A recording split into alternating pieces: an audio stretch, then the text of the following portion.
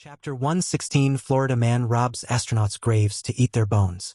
Without the nuisance, Leo leisurely collected the plants and the headless corpses into his spatial rings, taking them as a souvenir for Kat. He also didn't forget to pick up their spatial rings and weapons. Among the loot, Leo loved the talismans the most. He stuffed them in his pant pockets, planning to experiment on them later. Wu Bai also helped Leo gather their clothes and armor. While he was at it, he picked up one of the yellow talismans on the ground. He inspected it. "I sent this the infamous immortal killing talismans of the Situ clan? What's that?" Leo raised his head and looked at Wu Bai. He then patted an identical talisman on the ground, patted the dirt off and put it in his mouth. He chewed the paper as if he was a goat. "Ding. Your lifespan has increased by 3,000 years. It was worth degrading oneself into a goat." Leo loved seeing big numbers. Wu Bai blankly stared at Leo. He thought he got used to the weirdo, but he underestimated Leo's Floridiness. He thought that his master only ate precious herbs and monsters' meat as food, but he didn't expect the guy to eat the talismans. Each talisman was worth a city. How could he eat it so casually? My lord, that talisman's worth is at least 1 billion spirit stones. Are you sure you want to keep eating those? Why don't you keep some for emergencies? They're very useful in group fights. If we could deploy 1 or 2 of those talismans, we can deter even 100 quasi-immortal cultivators with ease. Leo didn't listen to Wu Bai. He picked another talisman from a pile of dirt. Then, he created a stream of water soaking the paper. When it was wet and clean enough, Leo crumbled it into a small ball and swallowed it. The paper ball went down his throat easily. Instantly, the cancer cells in his stomach devoured the foreign object and converted its residual energy into life force. Ding. Your lifespan has increased by 3,000 years. After mastering the trick, Leo pulled out more talismans from his pocket and poured more water on them. Looking at his master, Wu Bai sweated profusely. His heart ached as he watched billions of spirit stones enter Leo's belly for no reason. His pupils gradually dimmed, and he began smiling even though he was in pain. I don't get it anymore. What is cultivation? What is life? Wu Bai looked at the ceiling and deeply sighed. Whoosh. While the 2 men were busy handling the aftermath, the troublemaker finally exited the spaceship. Gao Yen activated the sealed gate, and a section of the spaceship was open. Gao Yen, carrying the lightsaber staff, walked down the stairs and gazed at the elders. When he saw Leo and Wu Bai, he wryly smiled. Master, Elder Florida man." Wu Bai turned around and glared at his disciple. He stomped toward the boy and smacked the back of his head. "You idiot! You worried us. Do you know how hard it is to track you? You could have been killed by other cultivators in the same realm." "I'm sorry." Gao Yen covered his head and squatted, preventing himself from getting another hit. Wu Bai proceeded to bonk Gao Yen's head several more times to vent his anger. Gao Yen confusedly cried and ran around the spaceship while Wu Bai sprinted after the boy to hit him some more. The comedic duo ran around the spaceship thrice before Gao Yen got pentabonked, having 5 bumps on top of his head. While the master and disciple messed around, Leo took this opportunity to enter the spaceship, using the gate that Gao Yen had come out of. Taxi also followed after his boss. When Leo and Taxi entered the ship, Flora stopped following Gao Yen and followed after them. She was worried that they might get trapped in there if they didn't understand the ship's mechanism. Betraying Thora's expectation, Leo ordered Taxi to wait in the air pressure chamber. When the gate behind them was closed, the man remained calm as if he had done this before. "This takes me back," Leo muttered. He gazed at the interior in nostalgia. Smash! Taxi looked back and forth, getting nervous. "Relax. This is a method to get inside the ship. It's a standard procedure even if we aren't in space." Smash! Taxi tilted his head, unable to comprehend the situation. He'd rather destroy obstacles instead of waiting for a complicated door to open. Thora was also surprised, but for another reason. Other than fellow lightning element spirits like her, nobody should have learned about the spaceship and its functions. When she noticed that Leo knew about the chamber, her interest was piqued. The lightning element Tao avatar hovered in front of Leo, trying to communicate with him. Unfortunately, Leo could only see her moving mouth and her transparent body. Her words didn't reach him. Noticing that Leo couldn't hear her, Thora came up with an idea. She used her chi to write on the wall. As the dust was thick, she successfully wrote the words in Chinese. Leo paused to read the words. It looked foreign to him, but his brain comprehended them instantly as the purchased linguistic skill was at work. He waited for Thora to finish. Who am I? Ma kiddo. I am the last Floridian. Thora kept writing. How do you know about the room's function? Isn't that obvious? Even if I'm not an astronaut, I just know how it works. I watched sci-fi movies, you know? Sci-fi? Whoosh. The inner door was opened, and Leo proceeded forward. Taxi and Thora quickly followed after Leo. Walking further, Leo encountered something strange. After leaving the air-pressured room, Leo found a corridor. In front of him, there was a sign and the ship's map, showing his current location. The map was easy to read. However, what shocked Leo was its language. Everything was written in English. An abandoned alien spaceship in a cultivation world had English.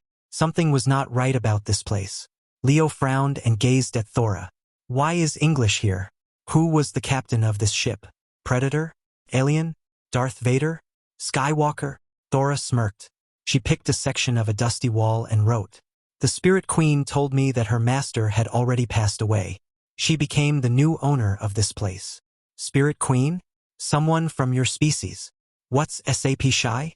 Leo scratched his head. He almost got a vital intelligence, but Thora seemed clueless. He retried and rephrased his words. Okay, change of questions. Do you know where this ship came from? Thora clapped her hands and puffed her chest. She wrote big words. Milky Road. Milky Road? Milky Way Galaxy? Leo's pupils dilated. He had a sick hypothesis in his mind, and he needed confirmation. Leo probed Thora again. Be specific. Which star? Which star system?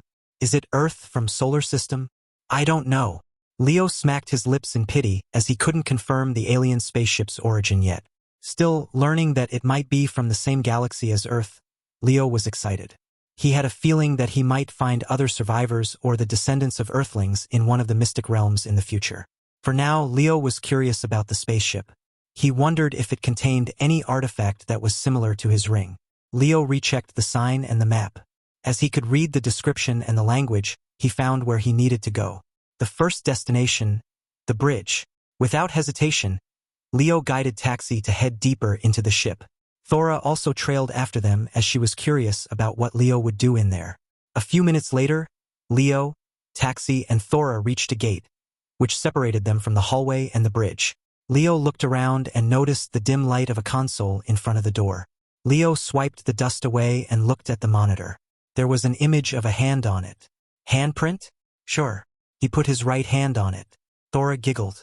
She didn't believe that it would work as the console only acknowledged the realm's owner, her, and the Spirit Queen. Beep. The dim monitor brightened in green. Then the gate was unsealed. Huh? Hold up. How? Thora was speechless. Leo snickered and waltzed into the bridge. As soon as he entered, he found a tragic scene. On the bridge, 7 dried human skeletons in tight spacesuits still sat on their seats. Another dead body was on the floor, behind the center console. All skeletons were pitch black. Ah, never mind. I guess I won't find other humans here. Leo was slightly disappointed. He thought he might find someone with the same language instead of local cultivators. Still, the spacesuit looked neat. Leo stripped one of them and fluttered the suit a few times. He didn't notice that the owner of the clothes turned to dust when Leo moved it. Crack. Unfortunately, the suit seemed to be too old. It fell apart and crumbled to pieces. Leo's disappointment was immeasurable, and his day was ruined.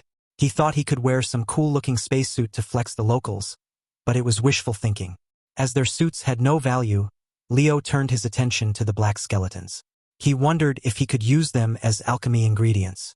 But again, as soon as Leo tried to pick them up, they turned into dust like the first corpse. Realizing that he got nothing but dust, Leo gave up disrespecting the dead. He turned his attention to the ship's consoles next. Say, Ghost, can I still pilot this thing? Thora sneered and wrote on the ground. You wish. Without the Spirit Queen's blessing, this thing won't budge. Are you sure? Leo noticed a few switches on a side console. They also came with labels Engine 1, Engine 2, Engine 3, and so on. Treating it as a game, Leo flipped them up, switching them on. Rumble. Boom. Something exploded and caused a tremor. Dust fell from the ceiling, and the light inside the ship was turned off. Whoops. Leo bonked his head. Knowing that he had done something wrong, He stopped fiddling with a sophisticated console. After all, he couldn't even fly a plane. You idiot! Thora was enraged. She ditched Leo and flew toward the engine room, checking if the soul stone still had enough energy to generate air and purify water for the plants. Leo also turned around and headed out. He also wondered if something exploded, and this spaceship might be on fire. However, as soon as Leo turned around, the black dust of the black skeletons merged, forming a humanoid silhouette of a strange creature. Leo stopped his feet as he sensed the cold stare behind him. He turned around and saw a humanoid monster, who was covered in black dust. The dust monster had no eye or face. It simply confronted Leo and gathered more black dust around itself. Looking at the monster, Leo was reminded of the monsters in the alien ship that he came from. He wondered if this strange creature was the byproduct of an inhuman experiment. What are you? Can you still talk? The dust monster didn't reply. It focused on gathering black dust and condensing them into a new set of skeletons. Wiggle. It succeeded. Its silhouette transformed into a complete human skeleton. Then, it fell to the ground as it had no ligament. Leo gazed at the skeleton. He pulled out a tree branch from his spatial ring and poked it. Hey dude, are you still alive? Clatter. The skull clattered its jaw, trying to tell Leo something. Leo also leaned closer, hoping to hear its words. Smash! Leo rolled his eyes. He glanced to the left and found Taxi, who also leaned closer to the skeleton. Can you shut up for a second? Smash XD. Leo shook his head and looked at the black skeleton once again. As if poking with a stick wasn't enough, he lifted it up. The skeleton didn't turn into dust this time. Instead, Leo saw a glint of its smile even though it had no skin. Clatter. Its jaws clattered as if it was laughing at him. Then, the black bones melted and attached to Leo's skin. Leo raised his eyebrows at first. A second later, he frowned. He realized its intention now. Oh boy, I guess I'm not the only one with evolved cancer cells. You too. The entire skeleton was a unified consciousness of undying cancer cells of the corpses. They had been waiting to devour or take over another host. Unfortunately, they picked Leo instead of a local cultivator. Sorry to say this to you, but you're outnumbered, damn parasites. Leo closed his eyes and deeply inhaled, allowing the skeleton to enter his body through his skin. Chapter 117. Naked Florida man dances and sings to cheer arson victim after he burnt her house. The parasitic cancerous cells of the skeleton vanished into Leo's body. Leo's blood cells quickly swarmed the intruders, and a war erupted inside him. Muscle tissues and fibers were twisted and torn. Cracking arm bones let out a loud noise, warning Leo about the crisis. However, the guy ignored the pain in his broken right arm. He pulled another talisman from his left pocket and put it in his mouth, eating it as a snack. Leo was never afraid of symbiosis creatures or microorganisms.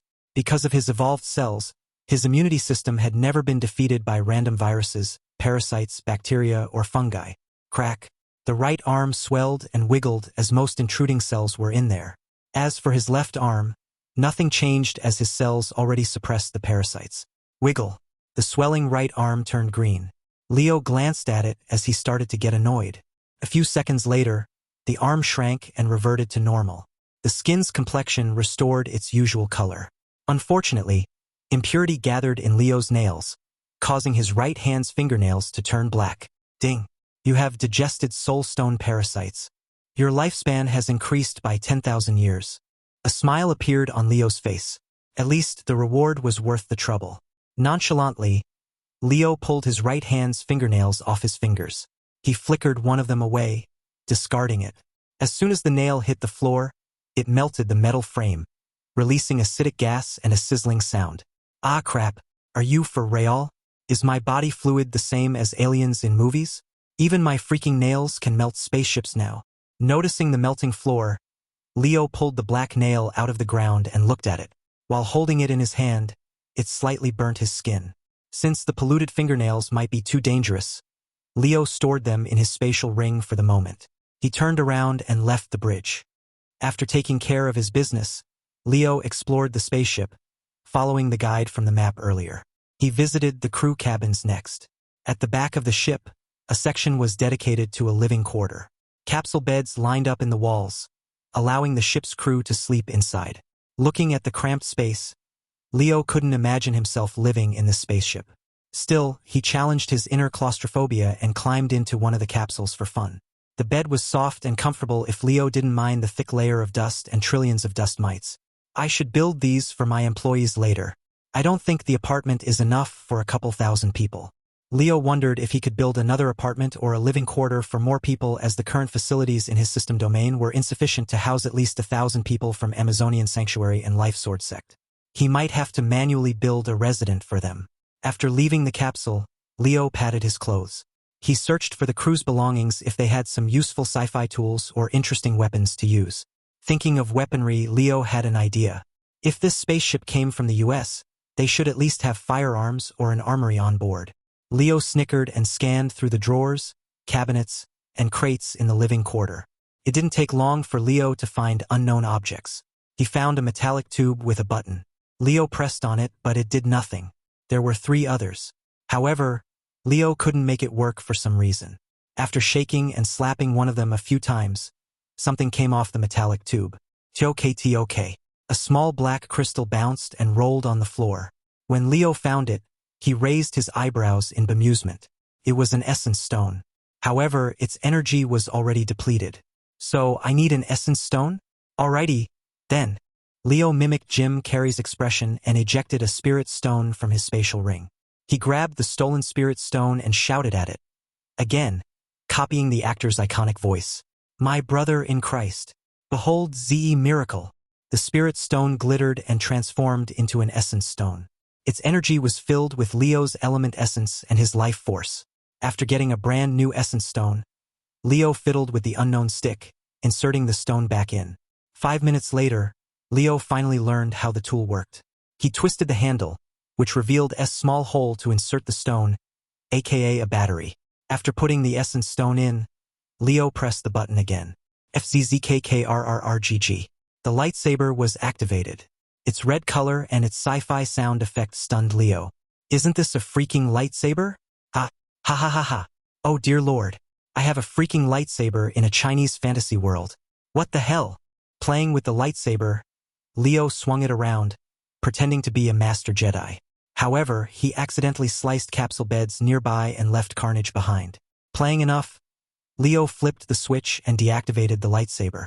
He quickly stored it in his spatial ring. However, having one wasn't enough. Leo scoured and gathered more broken lightsaber handles. He chortled like a maniac while he broke more crates and cabinets in the area, searching for more.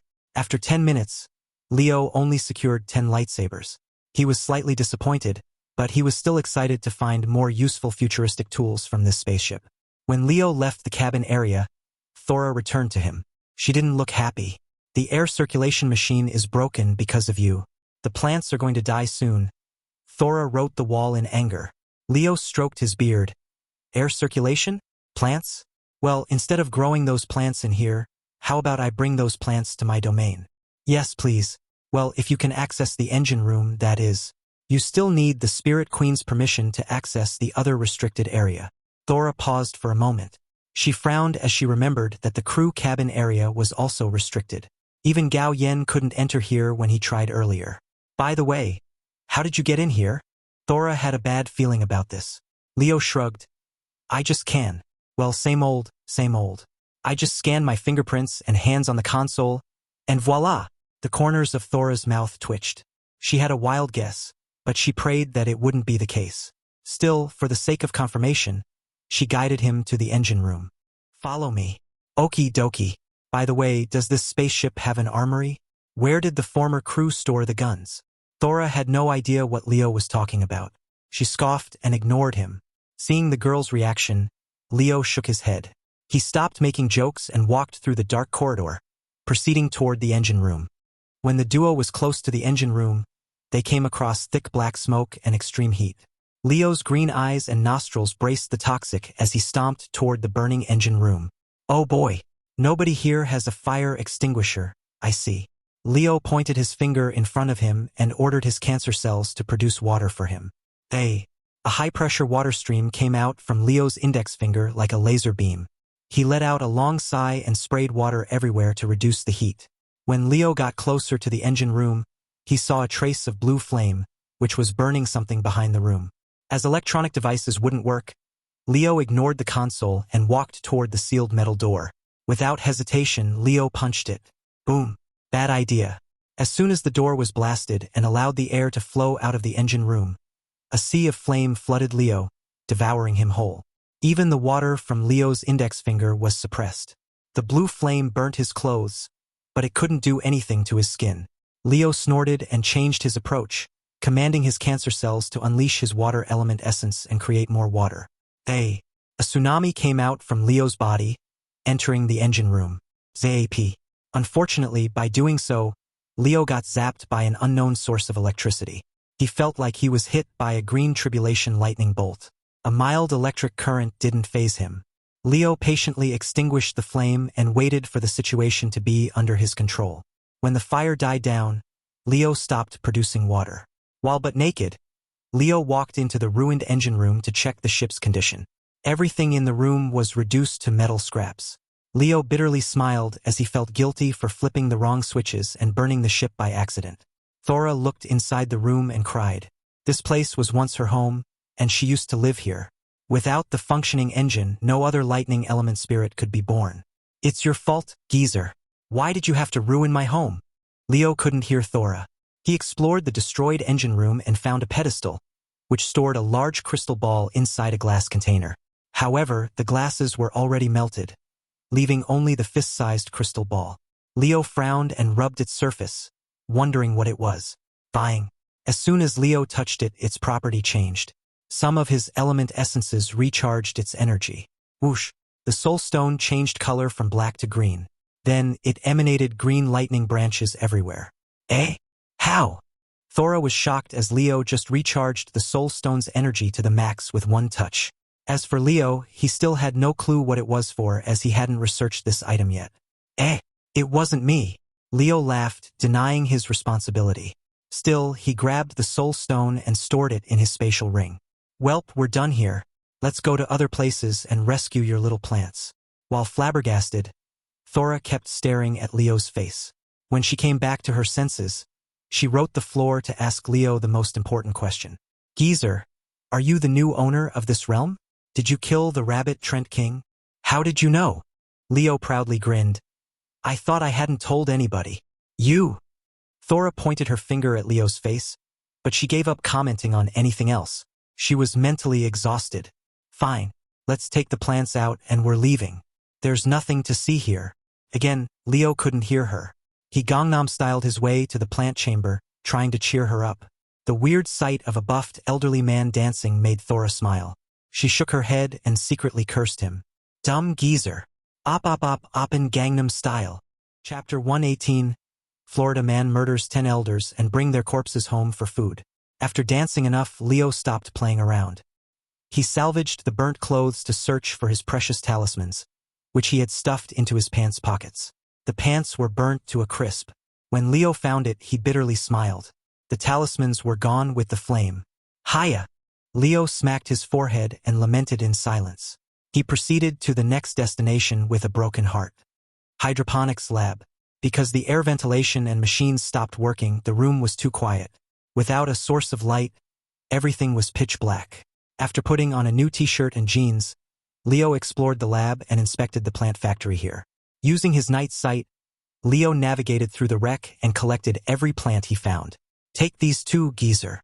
Thora pointed at the broken lab capsule machine, which was once the home of the Spirit Queen.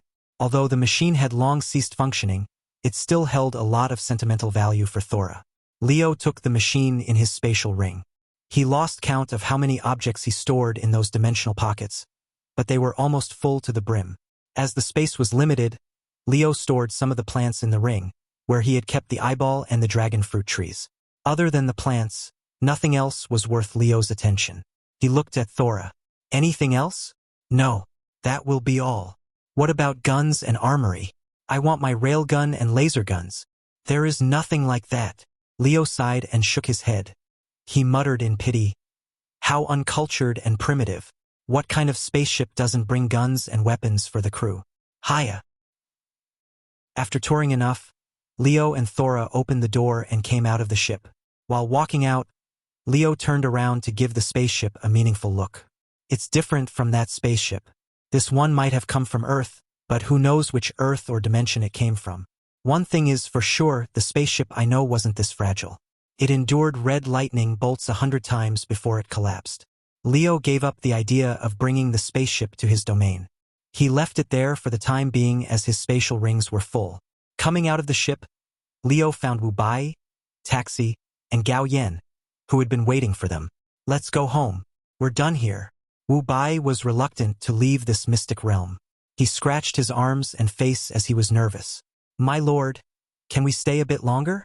I haven't cultivated enough. Then, who asked you to fap all day long? Wu Bai lowered his head, ashamed of what he did.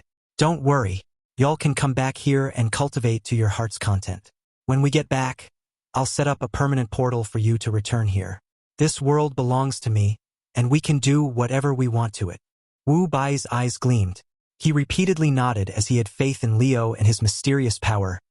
Yes, my lord, let's go home. Leo hopped on Taxi's back and led the group out of the cave. Leo, Wu Bai, Gao Yan, Thora, and Taxi left the man-made underground cave and returned to their campsite. They ignored local monsters, such as cockatrices, black caimans, giant wasps, and oversized tarantula spiders. While they flew in the sky, they crossed paths with another group of 10 soul transformation cultivators. Gao Yan nervously looked at the group of strong cultivators at a distance. Wu Bai also sweated profusely, but Taxi, Thora, and Leo remained expressionless. The 10 soul transformation cultivators also avoided them. They took a detour and kept their distance. Still, they continued traveling south, heading to the artificial cave that Leo had come from. After they parted ways without chatting, Leo glanced at the group. He then asked Wu Bai, "Say, have we collected all corpses and their gears before we left?" Wu Bai brightly smiled. He showed Leo the spatial rings of the second prince and his entourage. "They're right here, my lord. As for their clothes and armor, they are inside my spatial ring." "Good job. That's a relief." Wu Bai tilted his head. He looked at the team of strong cultivators, wondering why Leo was wary of them. "What's wrong, my lord? Are you worrying about something? Are you afraid that they might find out?" "Nah," Leo scoffed. "I was more concerned about the loot. It would have been a waste if we forgot to take their rings and their precious lifespan papers. Speaking of which, I need to eat more." Leo stuck his hands into his jeans pockets only to discover that they were empty. Ah! He suddenly had a flashback. He remembered that he no longer had the talismans in his pockets. Thus, he scanned his spatial rings, searching if he still had some leftovers in there.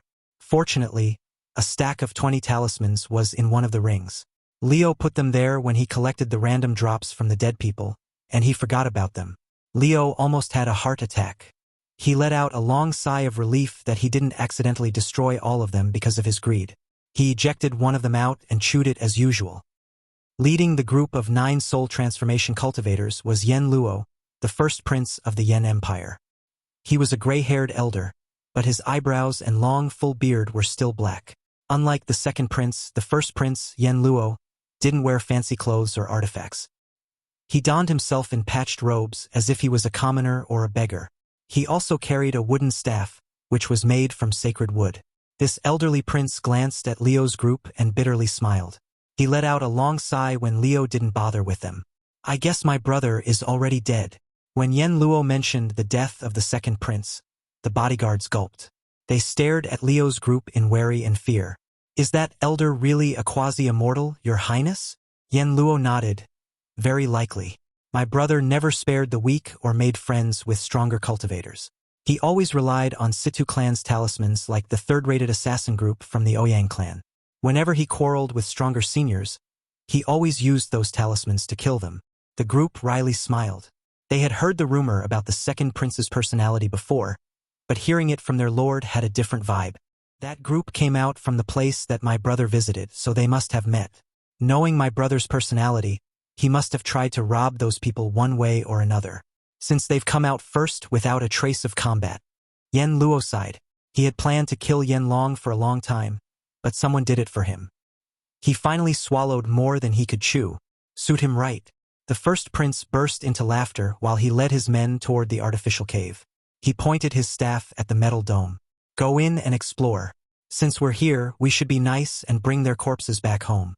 The 9 cultivators nodded and rushed into the cave. A few minutes later, Yen Luo and his men found the abandoned spaceship. However, they didn't find the corpses of the second prince's people. Everybody walked around the ship while they scanned the cave, searching for the track of Yen Long. As they searched, one of them picked up a couple warm bullet shells. They brought them and presented them to Yen Luo. "Your Highness, we've detected strong wood element essence in these metal cylinders. I think they were new." Yen Luo picked them up and flipped them in his hands. He also detected the remnant of Liu's aura. Sizzle. After holding them for a few seconds, Yen Luo's hands were charred. He dropped the shells and rubbed his palms. "Your Highness!" Yen Luo deeply inhaled and circulated his qi. A few seconds later, the charred parts were slightly healed, but he lost a layer of his skin. "Those cylinders are not made from wood or metal element essence," uttered Yen Luo. "What do you mean, Your Highness?" Yen Luo's eyes glinted as he studied the aura of the shells on the ground. He solemnly looked at his men. "This is the power of Tao or the work of a sentient Tao avatar. Either that quasi-mortal used an artifact or a secret technique. I'm sure Yen Long died here. I think they might have taken their corpses with them." The group gulped. They wondered who that elder was as he boldly stole the corpses of imperial guards and the second prince. This didn't include the crime of murdering a royalty. There was only one way to find out. It doesn't matter. Someone from the imperial palace will use Yen Long's life candle to identify the murderer and how they died anyway. We don't need to do anything. By the way, does anyone have a spatial ring that can store this massive artifact? Yen Luo smiled and pointed at the spaceship. He added, "We're bringing this thing to the palace. We already found 2, and we are close to learning the lost techniques from those artifacts. Maybe this one will help our scholars at home." The bodyguards stopped worrying about the second prince's group and looked at the spaceship. As it wasn't their first time handling this order, they brought out their ropes to tie the ship. 2 of them flew toward the ceiling and began digging a hole even though the roof was man-made. Soon they pried open the dome. Then, everybody carried the entire spaceship as if they were supermen. Yen Luo laughed and guided his men to their portal near the pagoda town. Liu's group reached the camp unhindered. When they arrived, they found the ransacked shacks and destroyed cooking utensils. Wu Bai and Gao Yen grumbled as those tools were gifts from Liu. On the other hand, Liu thought of the people they saw. This world is full of thieves," Liu complained. "Welp, we can't help it. There's no law here and people can use superpowers. Since everybody abuses their powers as they see fit, the country is in anarchy. What a beautiful civilization. This world should get nuked once or twice so that they can understand the hardship of having no peasant to provide them food or services." Wu Bai and Gao Yen gave Liu a weird look. Both of them didn't understand what he meant, but they could feel his killing intent rising. They also secretly prayed for whoever made Liu angry. "May they rest in pieces in hell. Even Yama can't save you now." Liu didn't bother scavenging for remaining tools and usable utensils. He touched the blue portal, and the system prompted him with a message. "Will you return to the domain? You have completed all objectives, and you are the master of this mystic realm. When you return, you can build a new portal which can permanently link between your domain and this world." Liu ignored the message. He was mentally exhausted, and he needed a good night's rest on a warm bed. "Bring me home." Affirmative. The portal was unsealed, and Liu's hand sank into the energy portal. He took a step and entered it. Wu Bai, Thora, Gao Yen, and Taxi also followed suit. They obtained enough treasures and stories to tell their friends for months. After crossing the gate, Liu and the group returned to the floating platform with the 4 heavenly demons. When their eyes adjusted to the light, the first sight they saw was the pride of cowering thunder unicorns, which had been trapped in a square cube. "Smash!" Taxi sneered at his friends and family. He didn't even try to ask them why they got into that position. "Smash!" The other ponies cried and begged Taxi for help. They also pointed their hooves at the 4 giant statues. Meanwhile, Liu laughed at the horses. He was also relieved that the dangerous monsters didn't go on a rampage or try to molest Cat. Thinking of Cat, Liu's eyes swept through the platform. However, he couldn't see the giant wasps and cockatrices that he had thrown here. Liu facepalmed. It wasn't hard to guess who stole them. Nom nom meow, I see. Chapter 119 Warrant issued on Florida man again after his missing man-eating cat found in church along with half-eaten priests. "Who's doing this to y'all?" Liu inspected the transparent cage that trapped the horses. He stroked the smooth surface of the cube. The four statues glanced at Leo and grinned. The cat-octopus statue secretly chanted a spell, dispelling the trap array. Munya! The transparent cage vanished like smoke. The thunder unicorns cried and surrounded Leo, thanking him for freeing them. All right, calm your tits, damn donkeys. Let's come down and arrange a place for you to stay. Also, we need to set some rules so that you won't accidentally kill my employees down there. Leo ordered the unicorns and Taxi to sit around him while he gave them a brief lecture about the domain's rules. First, they could not harm Leo and his employees unless it was self-defense. Second, Thunder Unicorns were obliged to protect the facilities, employees, and guests of Leo's domain. Against hostile intruders, they were allowed to use deadly force as long as they wouldn't damage the store and other buildings. Third, they had to treat their comrades, Leo, and his employees with respect. Bullying and sexual harassment would not be tolerated. Fourth, Thunder Unicorns, including Taxi, could explore outside the domain at their own risk. In case they caused trouble, Leo and his employees would not be held responsible for their actions. However, in case they were attacked first and were forced to flee to the domain, they could ask Leo to help them if necessary. Fifth, each Thunder Unicorn would receive a fixed wage per day by choosing one of the following choices: 10 stalks of immortal grass, 10 ean cabbages, 10 bottles of rejuvenate tea, or 1 essence stone. Taxi and others agreed to the terms as protecting Leo's territory was a simple task. After all, they could laze around and wait to receive free food easily. All unicorns inwardly laughed. Smash-a-shish-a-shishi. Smash-a-shish-a-shishi. Smash-a-shishi. After seeing how cocky they were, Leo imposed the sixth condition. As you know, I'm an alchemist and I need some ingredients to make pills. Coincidentally, I need unicorn horns. Therefore, Taxi and the other unicorns closed their mouths. They sweated profusely. I won't ask for much, but I will need one of you to sell me your horn. Of course, I'll pay you with whatever you want from the store, be it extra food or pills that I made. Taxi and the unicorns gulped as their horns were their pride and social status. Trimming it or cutting it was like a death sentence in their social life. However, Leo's offer tempted the elderly unicorns. A few of them already mated with their partners, and they no longer needed the horns to find mates. One of them trotted in front of the group and gazed at Leo. Leo gazed back at the elderly unicorn. Curious, he summoned a lifespan status to check its age. Name: Nameless Thunder Unicorn. Age: 4,487 years. Remaining lifespan: 512 years, 11 months, 29 days, 11 hours, 49 minutes. Wow! Leo was surprised to see a real elder among the ponies. It was over 4,000 years old, and its physique was toner than the others. However, it didn't look as energetic as Taxi and the younger unicorns. The nameless unicorn lowered its head and rubbed it against Leo's face, showing affection and trust. Leo bitterly smiled. He patted its head in return. You do realize that my body is poisonous, right? You could have died had your immunity system and DNA failed on you. Smash! You don't care? Well, I do care for my friends and family. I don't want to accidentally kill you by touching you. Anyway, back to the topic, it's not like I want your entire horn. I just need the tiny tip. The elder unicorn's horn was over a meter long, and it curved upward like an elephant's tusk. As it was too long for the 2-meter-tall pony, a portion of it was covered in dirt. Leo patted the dirt and mud off to see its real beauty. Crack. Before Leo could pick the part he wanted, the elder unicorn's horn glowed in silver light and broke in half. Hold up. I didn't say that I want that now. Smash. Tongue sticking out. Yeah, too late. I know. Oh dear. Does it hurt? Leo checked the wound to see if the unicorn was in pain. He thought of making a new batch of elixir grain pills to heal it. Smash. Laughing face. The elder unicorn smiled. The next moment, it gathered lightning essence in its horn. The wound mended, and a portion of its horn regrew. Although it failed to restore the horn's size and shape at the moment, it would soon restore its former glory in a few weeks. Leo was relieved to learn that the unicorns could regrow their horns. He stroked the pony's head. Thanks, buddy. I'll give you extra food today. What do you want? Smash. Laughing face. The elder wanted a mountain of dragon fruits. Dragon fruits? Fine. I'll bring you some. Also, do you need a name? Smash XD.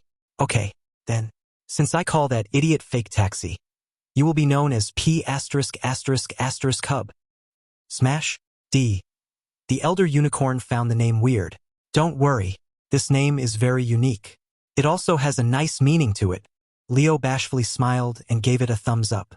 After naming the elderly unicorn, the others also wanted their unique names, and Leo satisfied their desire.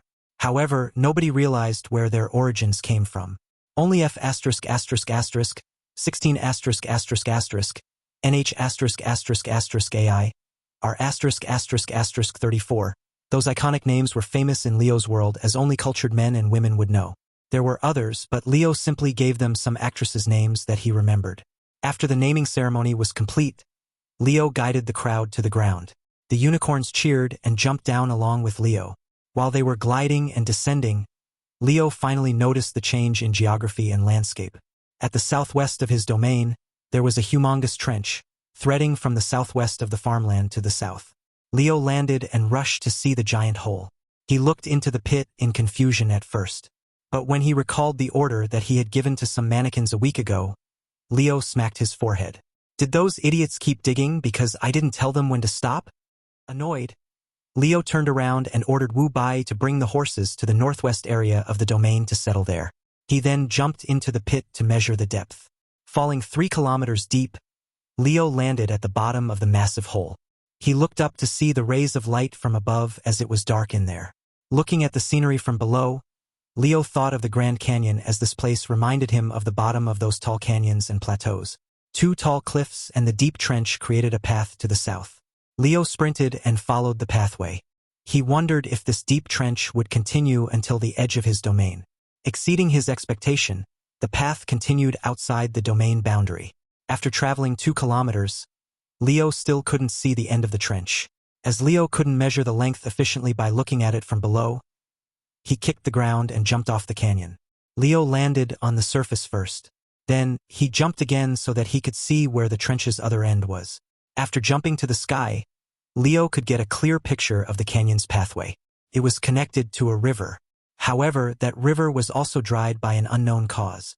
Coming down, Leo leaped toward the dried river. He wondered if the mannequins unknowingly worked until they reached that area. When Leo arrived, he found 5 of his mannequins digging the trench with their shovels. Since when had I bought them shovels? Leo scratched his head. He didn't remember giving them shovels.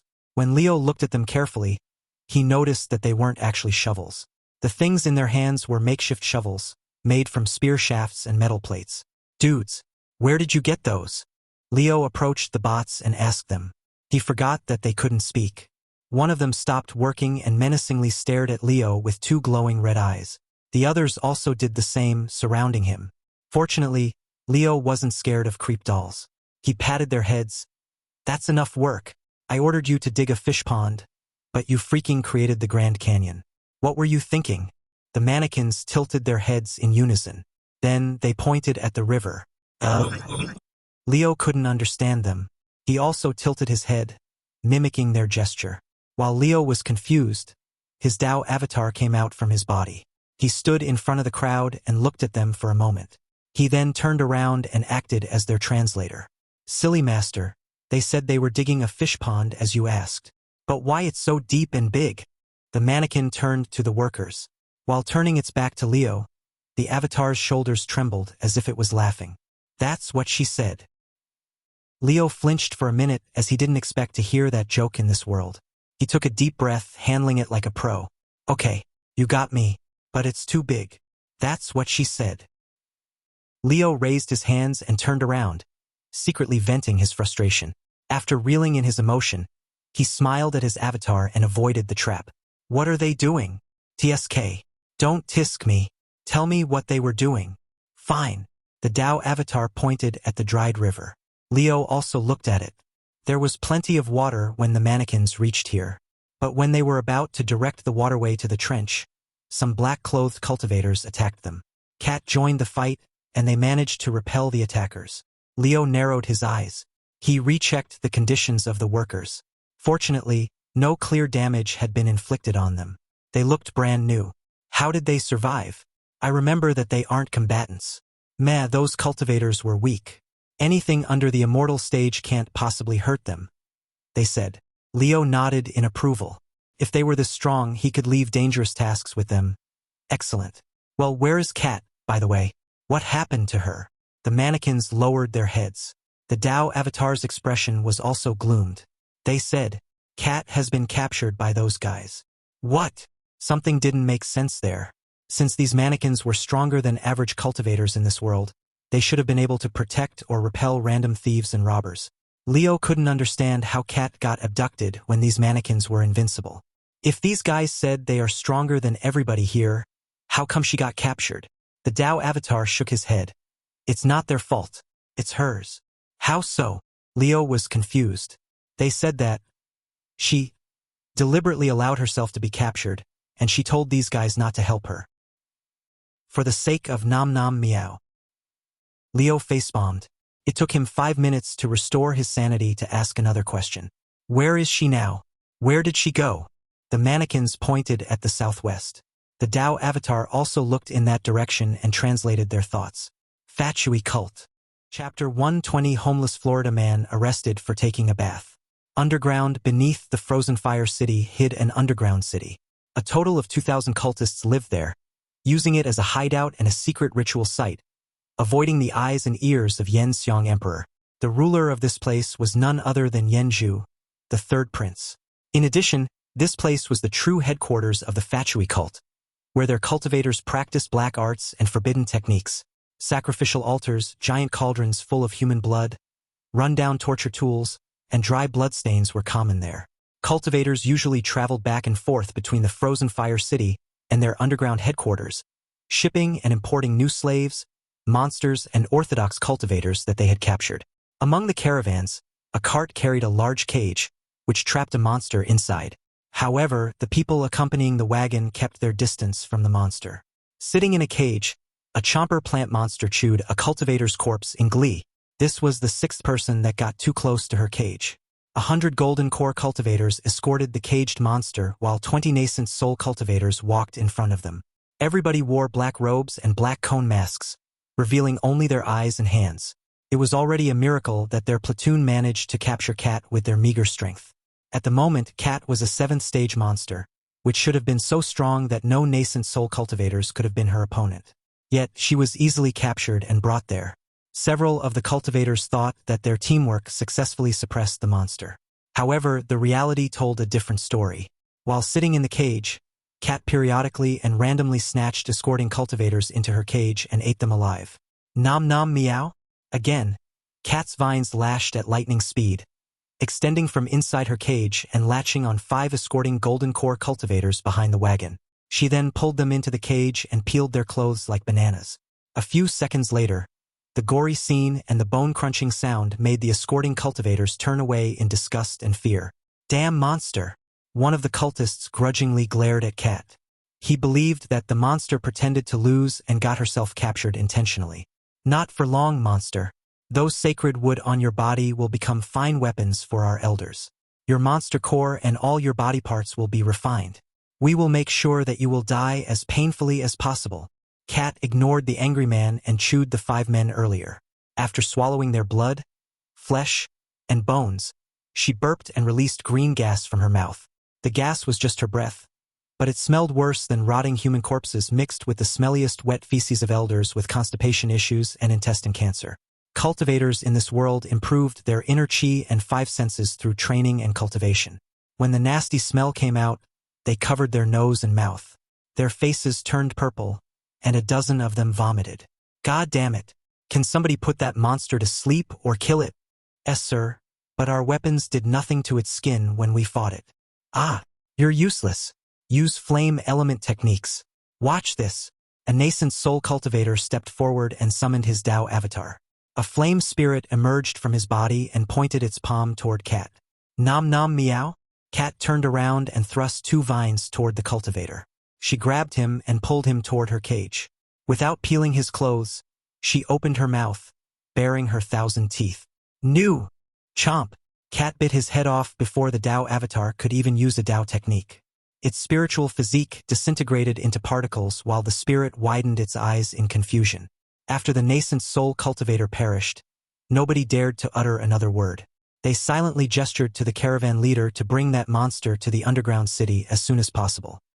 At the bottom of the dried river, Leo listened to his mannequin Dao avatar while the latter translated the silent language of the workers. As for the river issue, the water actually sank into the ground that they dug. It seems they found something that drained the entire river, but they haven't searched for the source yet. Leo shrugged. Where is it, then? Maybe I'll dig it out and put it in my store for sale. The mannequin spirit turned to the workers. The latter nodded and guided the group to the place where the water disappeared into.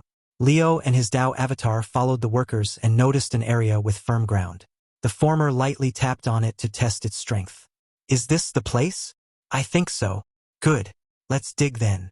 Leo took a makeshift shovel from one of the workers. He shoved it in and pulled a layer of dirt. At first, his movement was clumsy and awkward. A few seconds later, Leo picked up speed. He left behind afterimages while he repeatedly threw dirt and rocky soil to the side. Some of the dirt went through the Dao avatar's body by accident. Within 5 minutes, Leo dug 100 meters deeper. Then, his shovel hit something hard and shiny. Leo stopped applying forces or using the super speed. He lightly removed the dirt around the object. However, the mysterious shining blue object was bigger than Leo had imagined. Looking at the mysterious blue gemstone, Leo rubbed his chin and pondered. Then he smacked his forehead and jumped out of the hole. Leo injected his chi into one of his spatial rings. He unloaded the pharaoh statue and edible gold coins. Then he asked the workers, "Bring those to the junkyard, but don't recycle them. Those are my food." The workers nodded and began lifting the statue. They turned around and jumped in unison. A second later, they were out of the 3 km deep trench. Leo gazed at his workers and nodded in approval. At least they didn't need his help. The Dao avatar observed Leo and understood his intention. He looked at the spatial ring that Leo had emptied. Very creative. Call me the master. Meh. Leo returned to the hole and touched the mysterious gemstone. He injected his chi into the ring and the object. The next moment, the massive gemstone vanished into the ring as if it got sucked into a black hole. When the gemstone was stored in the ring, a massive chunk of ground vanished. Leo fell further into the ground, and the soft soil nearby collapsed on him. He was buried alive. A second later, blasted out of the collapsed soil and got back to the bottom of the trench. His t-shirt and jeans were dark brown as the wet dirt dirted him. Oh boy, that was scary. This takes me back. Leo snickered. It was his second time getting buried alive. Fortunately, he wasn't as weak as when he got buried the first time. At that time, Leo got struck by green lightning tribulation for the first time, and his heart stopped beating, and he could not move after the first hit. However, his brain and consciousness were intact. Leo got stuck in that state for 100 years, eating and swallowing sand, dirt, and polluted rainwater while he got buried alive by a random landslide. It was a nightmarish experience. However, he managed to survive, and his body became immune to the green lightning bolts since then. Let's go home. We're done here. What about your pet? Leo looked south. He pursed his lips for a moment, wondering if he should go and rescue Cat. At first, Leo planned to go home and wait for the naughty kid to return. But when Leo recalled the pitiful cry of Cat when she was hurt, his heart wrenched. Hiya. Fine. You win. We'll take a short visit to Factory Cult. By the way, did my workers tell you where she went? Just use your nose and follow her scent. I ain't a dog, you dumb doll. But you're right. I can smell her from here. Leo laughed and started sniffing the air. He then looked toward the southwest direction and leaped to the sky. After leaping and jumping 10 kilometers southwest, Leo found a province-sized city. The 15-meter-tall stone city walls stood tall and looked intimidating. In front of the walls, a water moat was 100 meters wide, deterring wandering monsters and thieves from reaching the bottom of the walls. However, the tall and defensive city array was nothing to Leo. He leaped across the wall and landed on a rooftop of a wooden house. Unfortunately, his momentum was too strong, and his weight broke the wooden beams on the ceiling. He fell into the building. Leo landed inside a bedroom. On the stone bed, a naked young man and a woman screamed in fright. Hearing their voices, Leo turned around to look at them. Upon seeing the naked couple, Leo smiled at them.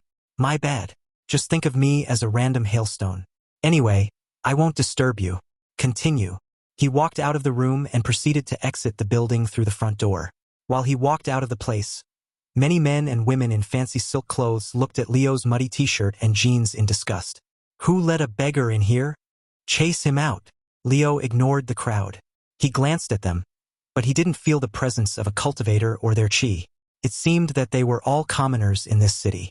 As Leo left the building, he looked around to see what he had fallen into earlier. It was a 10-story wooden building with medieval Chinese architecture. The sign clearly stated flower house, which implied a certain meaning. This building was a brothel. Hiya! Even in this world, they still spread STDs and AIDS. I pity for those thirsty men. The Tao avatar came out from Leo's body and mocked him. You're still a virgin, though. Virgin with Godzilla physique, mind you. Leo snickered and looked around. Again, he started sniffing, tracking the scent of cat. He walked while he looked up, causing the bystanders to give Leo a weird look. A young boy who walked on the street with his mother pointed at Leo. Mom, look, a crazy beggar. The mother panicked. Don't look, come here, let's go. Leo overheard it and flinched. He then looked at his dirty clothes and his arms. They were covered in dirt and mud. Even his hair was messy because of the landslide earlier. He needed a bath. Meh. Leo put his right palm on his head. Then, a stream of water came out from his hand, pouring down on him. Using the water pressure and the fresh water, Leo washed away the dirt from his body and his face. However, this action caused the stone road in the city to become wet. As the ancient road had no sophisticated drainage system, water gathered in several areas and created small puddles. Some of the water accidentally wet bystanders' shoes and clothes. As Leo caused a lot of commotion, nearby commoners ran away from him and rushed to the authority outpost nearby. Help! A cultivator is ruining my store. As soon as the commoner reported it to the local guards in the outpost, they rushed to the site to find the culprit.